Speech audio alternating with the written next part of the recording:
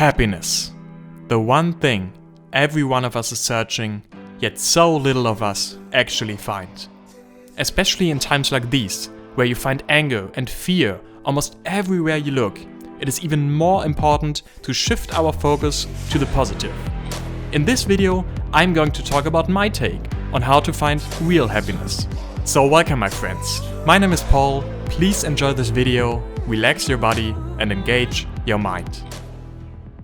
When I finally reach that one thing, that one goal, that one dream, when I finally am fit, when I'm strong, when I'm healthy again, then I will be happy. Or is that so? So my friends, what is real happiness? You see, I would argue that when we come to the world as little babies, everybody's the same in the beginning, everybody's naked, going out there into the world, hello, crying, and although we may be crying, I would argue that we're happy. I mean, we cannot do anything, we can just like breathe on most normal things, and we rely on our parents and medical staff or whatever it is to keep us alive. But of course, there's nothing in our minds going on, not that much at least, and we come out of there pretty happy. You see the happiness a lot in little children, right? They just they do this and then that, and then they're so they have so much energy, right? When I play with my niece and nephew, I always think wow, they have so much energy. Where did my energy go when I grew up? So I was always thinking about, okay, there must be something that's happening when we grow up from being a very small, happy child. Even I know there's many children that grow up in terrible circumstances, and that's something else. I'm talking about the normal child in general here. We come of a place of happiness, right? Where there's no attachment to anything, no overthinking, no thoughts, no whatever, right? But what happens? Why do we get anxious, angry, whatever it may be over the time? And actually that big change from going to being super happy as a child, coming from a place of just no thought, no nothing, to being quite miserable most of the times as adults, which almost all of us are, actually comes from a change of our sense of identification. And that change of sense of identification happens already at a very, very young age. What do I mean by that? We all get our identification from many things and maybe objects, or our job, what do we do, what are our hobbies, what are our relationships, and all of that, right?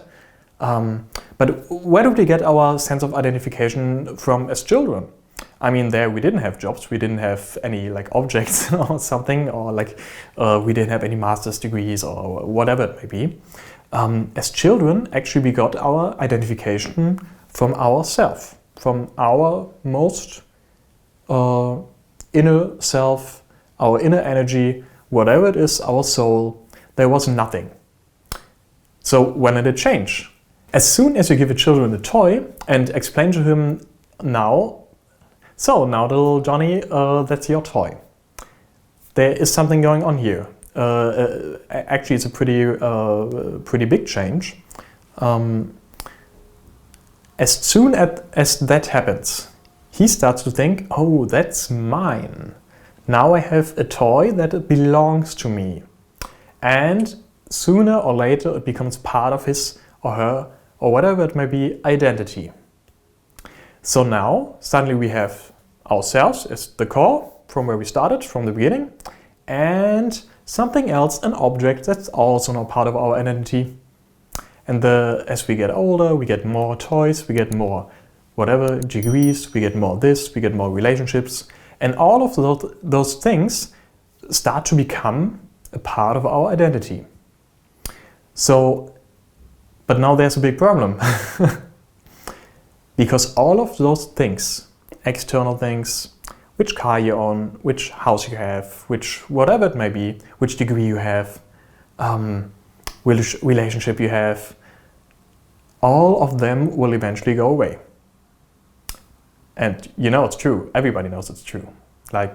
For example, I can be super identified, I'm the sports guy, I go to the gym, 10 times per day, I'm super strong, I'm the sports guy in my class or whatever, and then suddenly you have an accident and now you're like super miserable, maybe for the rest of your life. All these external things will eventually go away. So what's happening is we are all the time extremely afraid of losing those things, of losing these parts of our identity. And that's why most people live out of fear and not out of a place of happiness and content. All of us are so attached to everything in our universe, like this is my bag or whatever, this is my camera that's filming. Oh, if something would happen to it, I would be so sad. I would be, so I'm like very fearful. I'm very anxious. Oh, nothing may happen to it, and that's with everything we have or own or do. With everything. So it's no wonder that everybody's like super stressed out about everything. Because if you identify yourself only from things on the outside, everything is frail.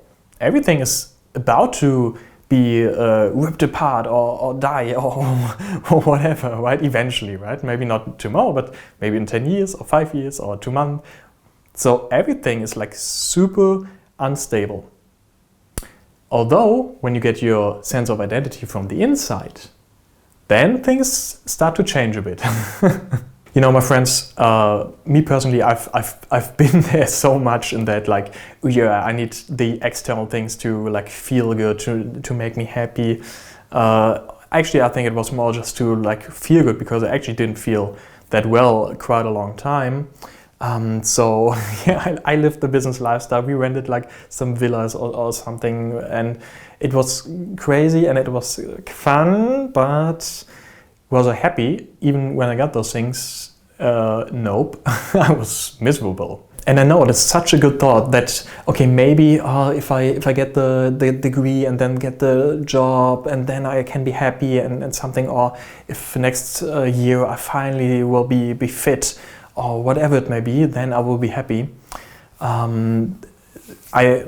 don't want to like ruin people's dreams or something, but those things will not, like, there is nothing that in the external world that will ever like make you feel that you're complete, that you're happy, or whatever it is, right?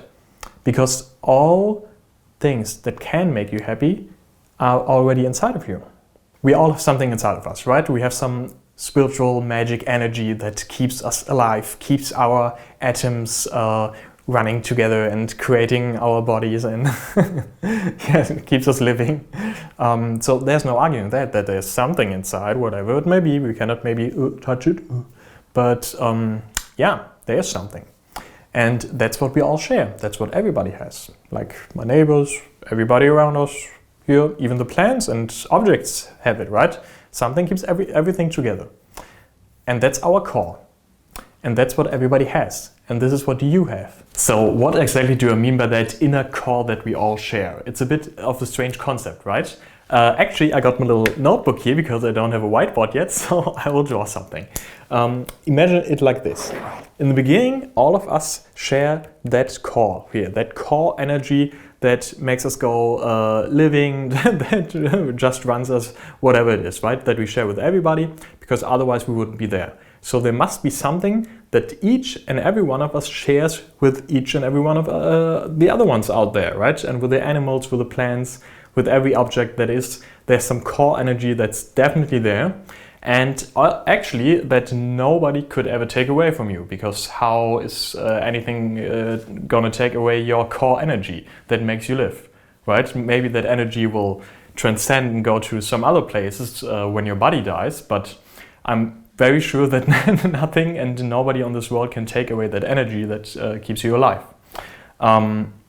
So that is the basis for everything, right? This is what we have as a children, and this is what should form our identity. That we're just some energy in...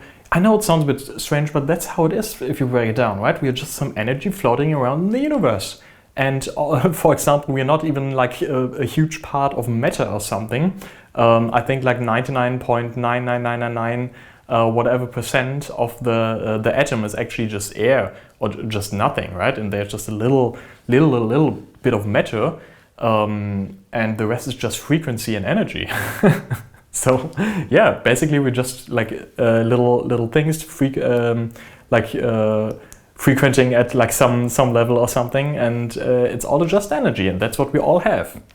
So suddenly, if you see yourself as, okay, I'm actually just some energy in the world. I know it sounds strange, but that's what we really are. Sorry to maybe disappoint, I don't know.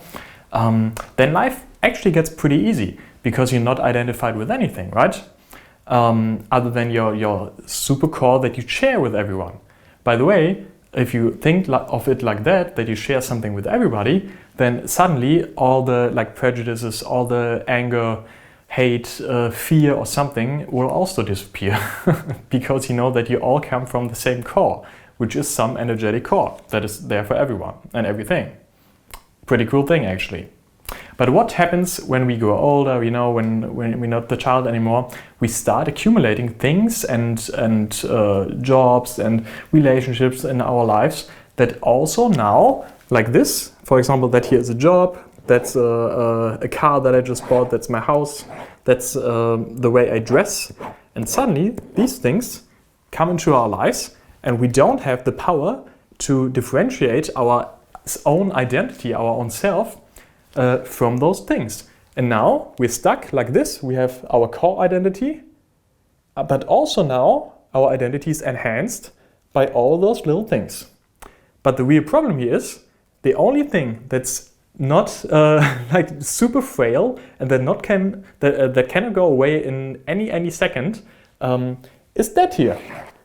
And the thing is, we have all those little things attached to our identity now. For example, my car, my job and everything is something where to threaten those things. We take it as an assault on our core identity and our core energy, right?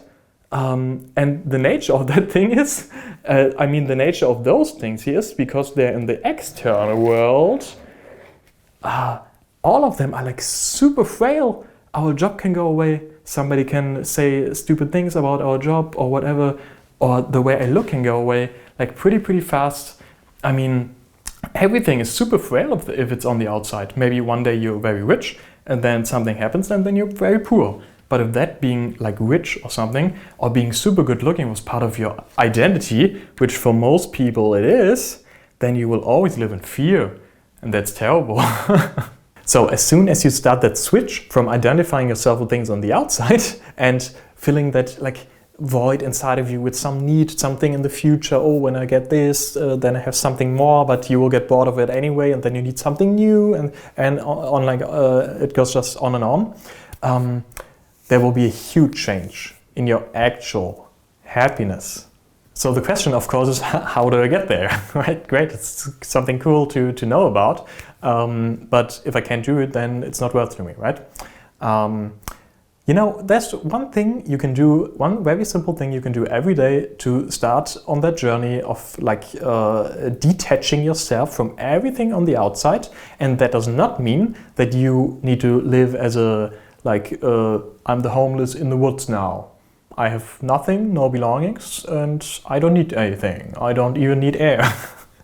That's not what I mean here. It's about going to a place where you can appreciate the things maybe you have, the people you're with and everything around you, but you're not dependent on them for your happiness. So there's one very simple thing you can do. Every time your identity is at risk, when somebody maybe asks you for something that you have, and usually we are like, no, thanks, no, I'll better keep that for myself. It's part of me, right? That whatever it may be. Try to think of it in a different way. For example, with food, right? When you buy some food, some friends come over and somebody wants to get that extra nice bottle of juice or of wine that you just bought and you bought it for yourself, right? And it's yours. Give it to them and see what happens. See if there's any thought of like, oh, I don't want to give it. If there's thoughts like this, which probably will be there, don't stress over it. Just accept them. Just look at them and just see what happens. Give. And maybe in the end, I know it's cliche and something, but I'm going to say it, you will receive. Okay, I said it. But it's true. As soon as we start detaching ourselves from the outside world, from all external things. And again, that does not mean give up everything, oh, I'm living in the mountains now. No. But just our emotional attachment, everything's so serious, oh, that's mine, and then we're always like stressed about everything. As soon as you make that switch and you can do very, very little steps every day, there will be a huge change in your life and other people's lives. And ultimately it will make the world a better place, which I think is a nice thing to do. So yeah, try that out, and that was my thought on happiness. So have a great day. Well, look who made it here, to the end of the video. I like you. Hey my friends, thanks so much for watching this first video here on the channel. And I just wanted to say that from now on, actually, I'm gonna be uploading 2 videos per day. So it's gonna be an amazing journey. If you like that sort of content, just let me know in the comments. And if you want to talk about something, also, I'm gonna reply to every single one of them. Yeah, I'm really interested in your thoughts. Maybe you have something to say on happiness. Maybe some stories you want to tell of attachment. I think there's a lot of stories from all of us. And if not, then I just wish you a great day, and yeah, maybe I'll see you along. See ya.